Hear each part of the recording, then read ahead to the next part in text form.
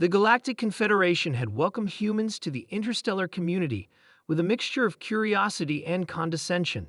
Humanity, barely 2 centuries into faster-than-light travel, was considered primitive compared to species who had been traversing the stars for millennia.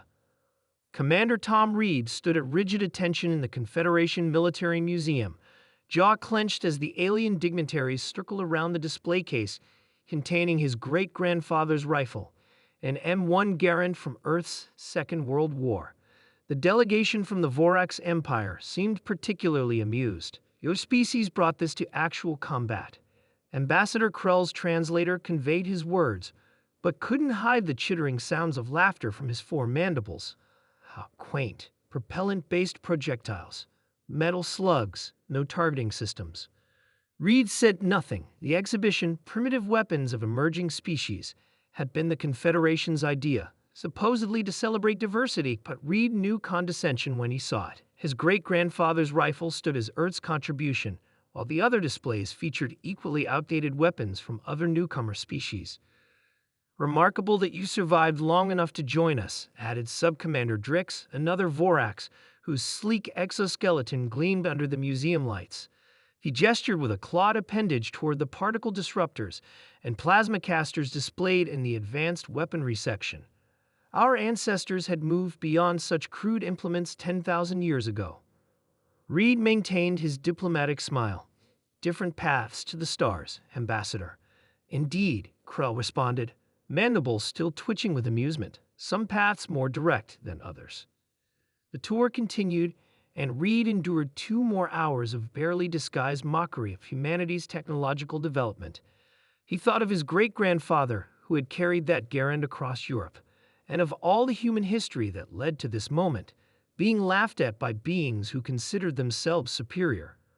3 months later, that mockery would turn to disbelief. The Scourge attacked without warning, a previously unknown hive mind species from beyond Confederation space. They struck simultaneously at 7 border outposts. The Vorax Defense Fleet, with their elegant particle disruptors and plasma casters, found their energy weapons inexplicably failing against the Scourge's unusual shield technology. Reed, now assigned as human liaison to the Confederation Defense Council, sat quietly as the admirals and generals argued. Their shields absorb and redirect energy. Our weapons are useless. Admiral Zinn of the Trellan Navy pounded the table with his tentacle.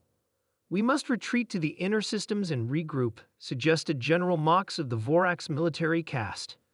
Reed cleared his throat. All eyes, stalks, and sensory organs turned toward him. Humans have a solution, he said simply. 2 weeks later, Reed stood on the bridge of the Confederation flagship as the first human retrofitted vessels prepared to engage the Scourge. The alien engineers had been skeptical, even derisive, when Reed's team presented their idea. Projectile weapons? Like your museum piece, Krell had scoffed. Against an interstellar threat. But desperation had overruled ridicule.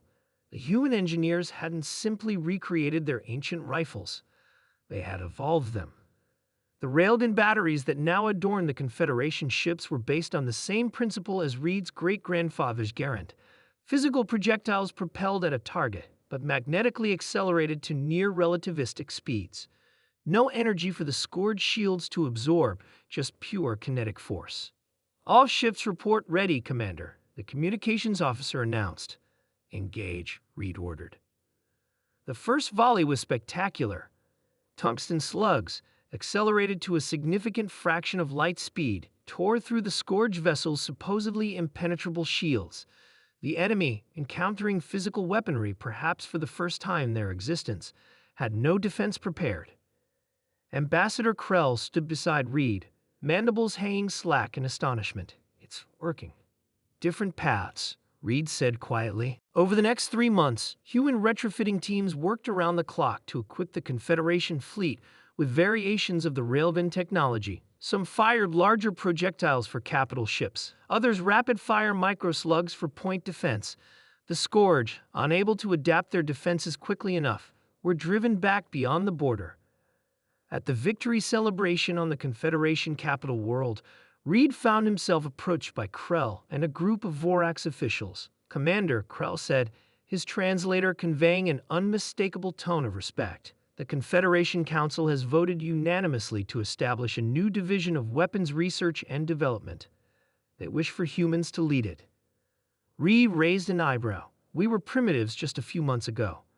Perhaps, said Krell, we confused simplicity with primitiveness.